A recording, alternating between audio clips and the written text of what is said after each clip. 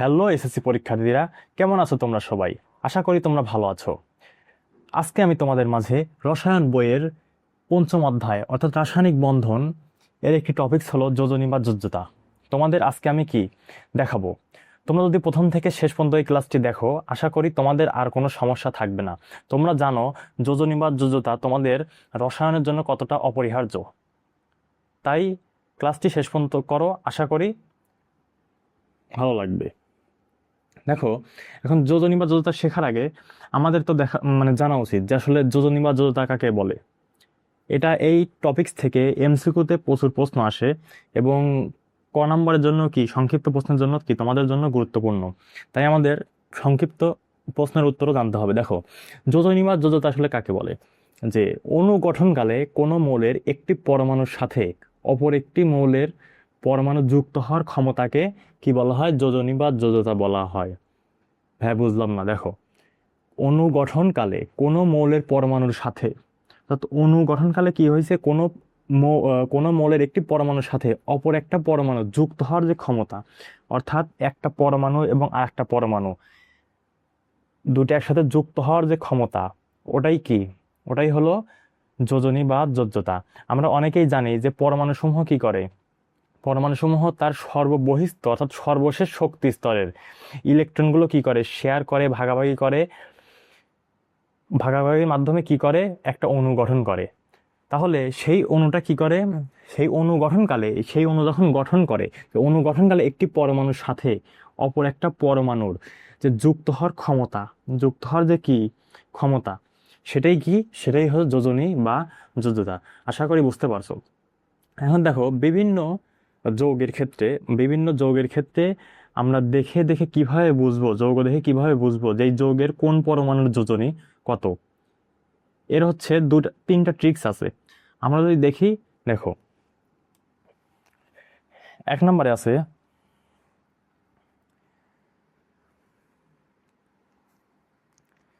দেখো, কোন মৌলের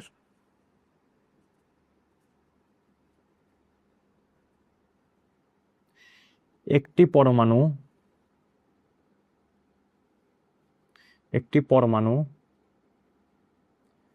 যতগুলো হাইড্রোজেন বা ক্লোরিন পরমাণুর সাথে যুক্ত থাকে, পরমাণুর সাথে যুক্ত থাকে যুক্ত থাকে সেই সংখ্যাকেই সেই সংখ্যাকেই ওই মৌলের যোজনী বা যোজ্যতা বলে। যোজ্যতা। আচ্ছা, যুক্ত থাকে সেই সংখ্যাই কি? ওই মৌলের হচ্ছে কি? যুক্ত থাকে সেই সংখ্যাই হচ্ছে ওই মৌলের যোজনী বা যোজ্যতা। সেই সংখ্যাই ওই মৌলের যোজনী। ওই মৌলের যোজনী।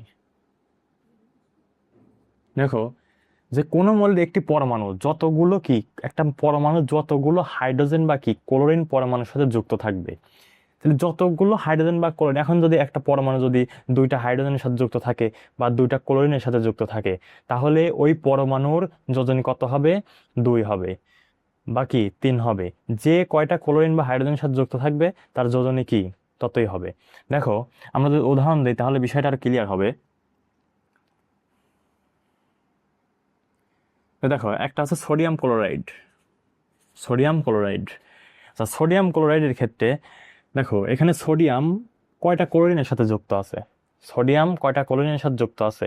সোডিয়াম একটা ক্লোরিনের সাথে যুক্ত আছে। দেখো, একটা ক্লোরিনের সাথে যুক্ত আছে। তাহলে ক্লোরিনের যোজনী কত হবে ভাইয়া? ক্লোরিনের যোজনী হবে কত? 1। ক্লোরিনের যোজনী কত হবে? যোজনী হবে হচ্ছে 1। তারপরে দেখো, আরো যদি আমরা দেখি উদাহরণ তোমাদের বই থেকে, যে calcium chloride, calcium chloride CaCl2। আচ্ছা, ক্যালসিয়াম ক্লোরাইডের ক্ষেত্রে দেখো, এখানে ক্যালসিয়াম কয়টা ক্লোরিনের সাথে যুক্ত আছে? ক্যালসিয়াম কয়টা ক্লোরিনের সাথে যুক্ত আছে? দেখো, ক্যালসিয়াম 2টা ক্লোরিনের সাথে যুক্ত আছে। তাহলে দেখো, ক্যালসিয়ামের যোজনী এখানে কত হচ্ছে? ক্যালসিয়ামের যোজনী হচ্ছে 2। হুম, খুবই ইজি, একটু বোঝার চেষ্টা করো। দেখো, তারপরে দেখো এখানে যদি আমরা PCl5, ফসফরাস কি পেন্টাক্লোরাইড, তাহলে এক্ষেত্রে দেখো, এখানে দেখো ফসফরাস কয়টা ক্লোরিনের সাথে যুক্ত আছে, ফসফরাস 5টা ক্লোরিনের সাথে যুক্ত আছে। তার মানে এখানে ফসফরাসের অর্থাৎ এই যোগে ফসফরাসের যোজনী কত, যোজনী বা যোজতা কত, তাহলে 5, কারণ কি সে 5টা পরমাণুর সাথে যুক্ত আছে, তার মানে তার যোজনী বা যোজতা কত, 5। দেখো তার মানে ফসফরাসের যোজনী কত, 5। আশা করি বুঝতে পারছো। তারপরে একটা হাইড্রোজেন দিয়ে দেখাই, যে হাইড্রোজেনের ক্ষেত্রে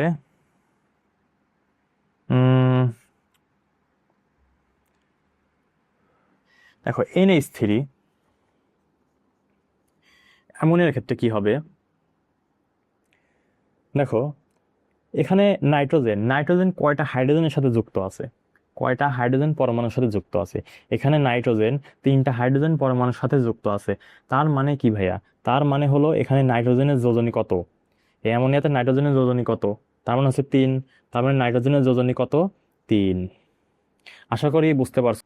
আর একটা মৌল যদি অক্সিজেন থাকে, যে কোনো মৌলের একটি পরমাণুতে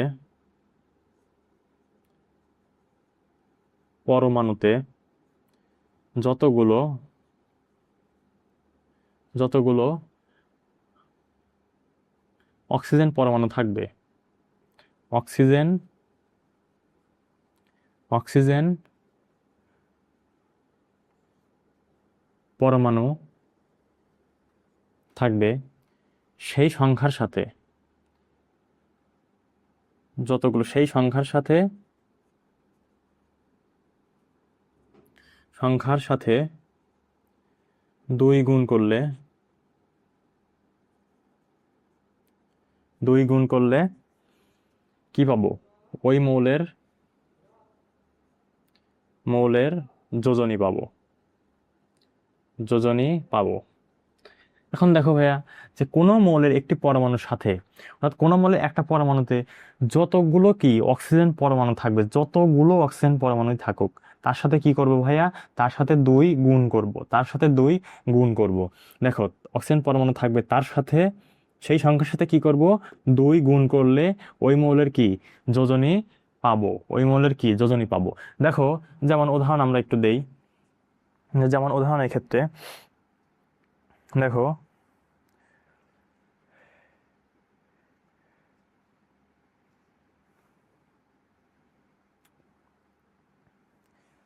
দেখো সিও, কার্বন মনোক্সাইডের ক্ষেত্রে এখানে দেখো এই কার্বনটা কয়টা অক্সিজেনের সাথে যুক্ত আছে, এখানে কার্বনটা একটা অক্সিজেনের সাথে যুক্ত আছে।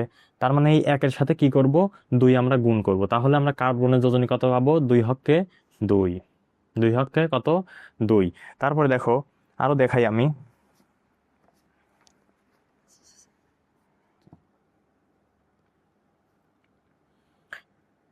সালফার ডাইঅক্সাইড SO2, এখানে দেখো সালফার ডাইঅক্সাইডের ক্ষেত্রে কি আছে ভাইয়া, দেখো সালফার ডাইঅক্সাইড এখানে সালফার কয়টা অক্সিজেনের সাথে যুক্ত আছে, সালফার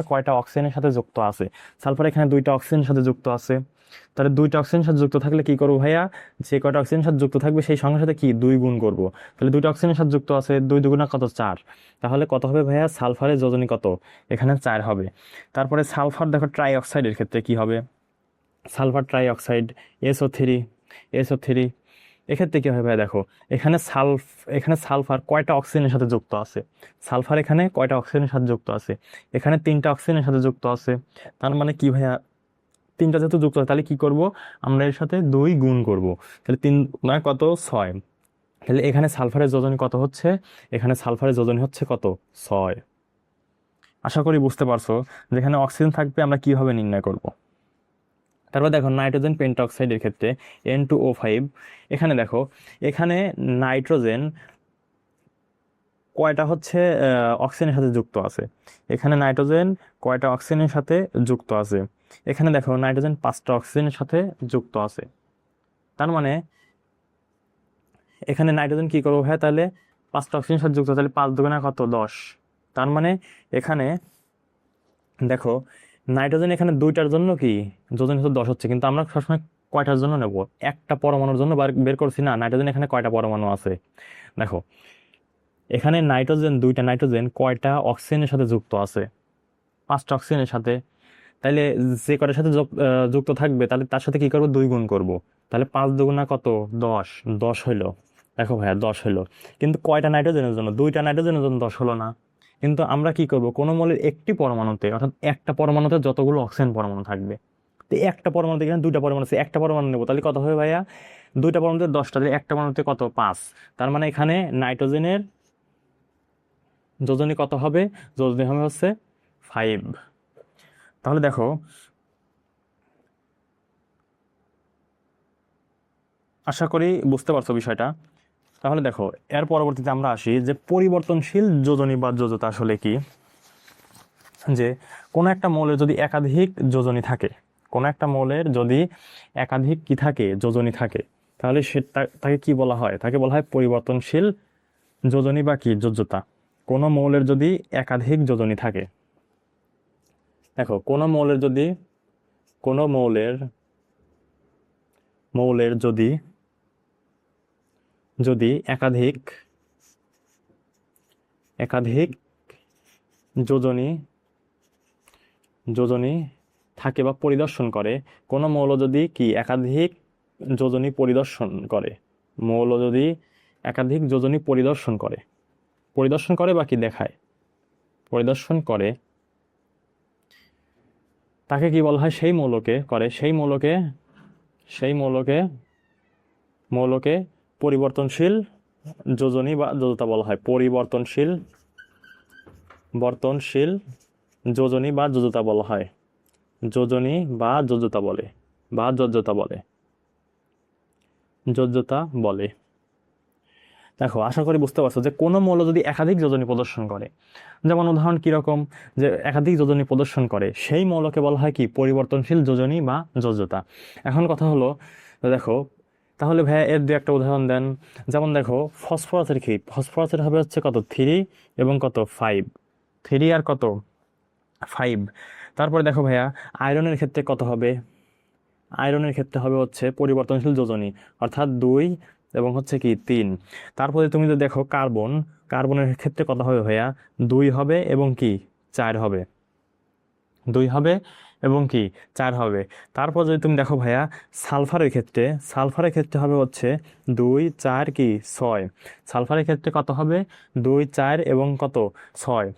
তারপরে দেখো কপারের ক্ষেত্রে কত হবে, কপারের পরিবর্তনশীল যোজনী কত 1 আর হচ্ছে 2, কপারের পরিবর্তনশীল যোজনী কত 1 এবং হচ্ছে 2। নাইট্রোজেনের কত, নাইট্রোজেনের হচ্ছে 3 এবং হচ্ছে কত 5, 3 এবং 5। তারপরে দেখো তুমি যদি দেখো তোমাদের আরো আছে, যেমন হচ্ছে উম আরো তোমাদের এগুলো পরীক্ষায় আসে, যেমন হচ্ছে লেড, টিন, মার্কারি। লেডের কত, লেডে হচ্ছে কি পিবি, লেডের হচ্ছে কত 2 4, লেডের হচ্ছে কি যোজনী 2টা প্রদর্শন করে 2 এবং 4। তারপরে টিনের কত, এসএন হলো টিনের হচ্ছে কি 2 এবং হচ্ছে 4, এসএন হচ্ছে কি টিন, এটা হচ্ছে 2 এবং 4, অর্থাৎ এরা পরিবর্তনশীল যোজনী। অর্থাৎ কোনো মৌল যদি একাধিক অর্থাৎ 2 বা 2 এর অধিক যদি যোজনী পরিদর্শন করে বা দেখায়, তাহলে সেই মৌলটা কি পরিবর্তনশীল যোজনী বা যোজ্যতা বলা হয়। তারপরে দেখো এইচজিটা কি ভাইয়া, এইচজি হলো মার্কারি। মার্কারি কয়টা যোজনী প্রদর্শন করে, 2টা, কত কত 1 এবং হচ্ছে 2, 1 ও কি 2, 1 ও 2। আশা করি বুঝতে পারছো। এখন দেখো ভাইয়া, আমরা যদি পরিবর্তনশীল যোজনীটা বুঝি, তাহলে আরেকটা যোজনী আমাদের পরীক্ষায় আসে, সেটা সুপ্ত যোজনী। সুপ্ত যোজনী, এখন সুপ্ত যোজনীটা কি ভাইয়া, এটা আমরা একটু দেখি। দেখো আমরা একটু মুছে দেই এইটুকুকে একটু মুছে দেই। দেখো সুপ্ত যোজনী বের করার একটাই ট্রিক্স হলো, সুপ্ত যোজনী হচ্ছে সুপ্ত যোজনী বের করার ট্রিক্স হলো সুপ্ত যোজনী যোজনী হলো তো সর্বোচ্চ যোজনী যোজনী মাইনাস হচ্ছে কি সক্রিয় যোজনী। সক্রিয় যোজনী মানে ভাইয়া যে যোগে এই কত কত যোজনী সক্রিয় আছে, সক্রিয় যোজনী, সক্রিয় যোজনী। তাহলে দেখো এই ক্ষেত্রে তোমার কিছু কিছু প্রশ্ন পরীক্ষায় আসে, যেমন আমি একটা দেখাই যে কোথায় গেল, FeCl2। দেখো যদি একটা কোশ্চেন করি যে FeCl2 এর সুপ্ত যোজনী কত, সুপ্ত যোজনী কত, যোজনী কত। এখন ভাইয়া FeCl2 এর সুপ্ত যোজনী কত, তাই সুপ্ত যোজনী বের করার নিয়ম কি দেখাইছি ভাইয়া, যে সর্বোচ্চ যোজনী মাইনাস কি সক্রিয় যোজনী। দেখো আয়রনের সর্বোচ্চ যোজনী কত, 3 আয়রন, তাহলে এখানে সুপ্ত FeCl2 এর আয়রনের সুপ্ত যোজনী কত, মানে প্রশ্নটা একটু মিস্টেক হয়েছে, আয়রনের সুপ্ত যোজনী কত, মার্কারেও সমস্যা। তাহলে দেখো এখানে কি হবে, আয়রনের সুপ্ত যোজনী কত, আয়রন, আয়রন এর FeCl2 এ আয়রন এর সুপ্ত যোজনী কত, আয়রন এর সুপ্ত যোজনী, সুপ্ত যোজনী কত। তাহলে দেখো বলছি কি সর্বোচ্চ যোজনী মাইনাস কি সক্রিয় যোজনী, এখন সর্বোচ্চ যোজনী কত ভাই আয়রনের, আয়রনের সর্বোচ্চ যোজনী কত 3, তাহলে সুপ্ত যোজনী ইকাল টু কত 3, তাহলে সর্বোচ্চ যোজনী মাইনাস দেখো ভাই সক্রিয় যোজনী কত। এখন দেখো এই FeCl2 এইখানে আয়রনের যোজনী কত, এখানে ভাইয়া দেখো আয়রন কয়টা ক্লোরিনের সাথে যুক্ত আছে, আয়রন 2টা ক্লোরিনের সাথে যুক্ত আছে, তার মানে এখানে কত আয়রনের যোজনী কত 2, অর্থাৎ এখানে আয়রনের FeCl2 তে আয়রনের সক্রিয় যোজনী কত 2, তাহলে সুপ্ত যোজনী 3, কি সর্বোচ্চ যোজনী কত 3 এবং সক্রিয় যোজনী কত 2, 3 মাইনাস 2 কত হলো ভাইয়া 1, অর্থাৎ FeCl2 এখানে আয়রনের সুপ্ত যোজনী কত, এখানে সুপ্ত যোজনী হচ্ছে 1। তারপরে দেখো আরেকটা দেখাই যে FeCl3, তোমাকে যেটারই সুপ্ত যোজনী বের করতে বলুক তুমি কি করবা, সর্বোচ্চ যোজনী মাইনাস কি সক্রিয় যোজনী। তোমাকে আমি এখানে যেগুলো পরিবর্তনশীল যোজনীগুলো দেখালাম এগুলো পরীক্ষায় প্রচুর MCQ-তে আসে, তুমি ভালো মতো মুখস্থ করবে। দেখো FeCl3 এর FeCl3 এ আয়রনের, আয়রনের Fe এর সুপ্ত যোজনী কত, সুপ্ত যোজনী কত, যোজনী কত। দেখো FeCl3 আমরা তো একটু আগে দেখলাম যে আয়রনের সর্বোচ্চ যোজনী কত 3, আয়রনের সর্বোচ্চ যোজনী কত 3, তাহলে সর্বোচ্চ যোজনী মাইনাস কি সক্রিয় যোজনী, এখানে সক্রিয় যোজনী কত ভাইয়া দেখো। এখন FeCl3 আয়রনের সক্রিয় যোজনী কত আমরা কিভাবে বুঝবো, তাহলে আমি বলছিলাম যে কোন একটা কি মৌলে যতগুলো হাইড্রোজেন বা ক্লোরিন পরমাণু থাকে, তে দেখো এখানে ক্লোরিন পরমাণু কয়টা আছে 3টা, তার মানে এখানে আয়রনের সক্রিয় যোজনী কত 3, তাহলে সক্রিয় যোজনী কত হবে 3। তাহলে দেখো 3 মাইনাস 3 কত 0, অর্থাৎ FeCl3 আয়রনের সুপ্ত যোজনী কত 0। খুবই খুবই MCQর জন্য ভেরি ভেরি ইম্পর্টেন্ট। দেখো আর আরেকটা বিষয় আমরা মাথায় রাখবো যে যোজনী শূন্য হয় কাদের, শূন্য হয় কাদের, আশা করি এতটুকু বুঝতে পারছো। তারপরে দেখো শূন্য হয় কাদের, কাদের যোজনী শূন্য। দেখো আমরা একটা জিনিস জানলাম যে কি, যে অনুগঠনকালে কোনো পরমাণুর একটি পরমাণুর সাথে অপর একটা পরমাণুর কি যুক্ত হওয়ার ক্ষমতাকে বলা হয় যোজনী। তো অণু যখন গঠন করবে, অনুগঠনকারী কিভাবে সর্ববহিষ্ঠ শক্তি স্তরে ইলেকট্রন ত্যাগ বা গ্রহণ বা ভাগাভাগি করার মাধ্যমে। এখন ইলেকট্রন ত্যাগ বা গ্রহণ বা ভাগাভাগি কখন করবে, তার অষ্টক পূর্ণ হওয়ার জন্য, তার অষ্টক পূর্ণ থাকার জন্য অর্থাৎ স্থিতিশীল থাকার জন্য সে চাইলে কি করবে, তার সর্ববহিষ্ঠ শক্তি স্তরে 1টা 2টা 3টা ইলেকট্রন ত্যাগ করবে, বাকি 1টা 2টা 3টা ইলেকট্রন সে কি করবে গ্রহণ করবে। কারণ তার কি অষ্টক পূর্ণ সে থাকতে চায়, প্রত্যেকটা ইলেকট্রনের বৈশিষ্ট্য কি তারা অষ্টক পূর্ণ থাকতে চায়। কিন্তু পরাদেশনী একটা 118টা মৌলের মধ্যে 18 নম্বর গ্রুপের যে মৌলটা আছে সেই মৌলের গ্রুপটা কি, তারা হচ্ছে কারোর সাথে কি ইলেকট্রন ত্যাগও করে না গ্রহণও করে না, কারণ তাদের সর্ববহিষ্ঠ শক্তি স্তর সবসময় কি অষ্টক পূর্ণ অবস্থায় থাকে। দেখো তাহলে তারা যেহেতু কারোর সাথে ইলেকট্রন ত্যাগ বা ভাগাভাগি করে না, তার মানে কি তারা কোনো অণু গঠন করতে পারে না, তারা কি কোনো অণু বা কি বন্ধন গঠন করতে কি পারে না। তাহলে দেখো তাদের কি, তাহলে তাদের কি হবে, তাদের তো তাইলে যোজনী বা যোজতা কি, তাহলে তাদের যোজনী বা যোজতা হচ্ছে কি শূন্য। তাহলে দেখো, যোজনী বা যোজ্যতা শূন্য কাদের? শূন্য। যোজনী বা যোজ্যতা, যোজনী বা যোজ্যতা, যোজ্যতা কাদের? গ্রুপ 18 নম্বর গ্রুপের মৌল, তাদেরকে কি বলা হয়? নিষ্ক্রিয় মৌল বলা হয়। নিষ্ক্রিয় মৌল কি? হিলিয়াম, নিয়ন, আর্গন, ক্রিপ্টন, জেনন, রেডন আর কি অর্গানেসন। তো এইগুলো কি? এখানে যে কয়টা মৌল আছে, 7টা মৌল আছে। এই 7টা মৌল কি? নিষ্ক্রিয় মৌল বলা হয়। এদেরকে কি বলা হয়? নিষ্ক্রিয় মৌল। নিষ্ক্রিয় মৌল। এদের যোজনী বা যোজ্যতা কি? শূন্য। এদের যোজনী বা যোজ্যতা, যোজনী বা যোজ্যতা কি? বা যোজ্যতা শূন্য। যোজ্যতা হচ্ছে শূন্য। আশা করি বুঝতে পারছো।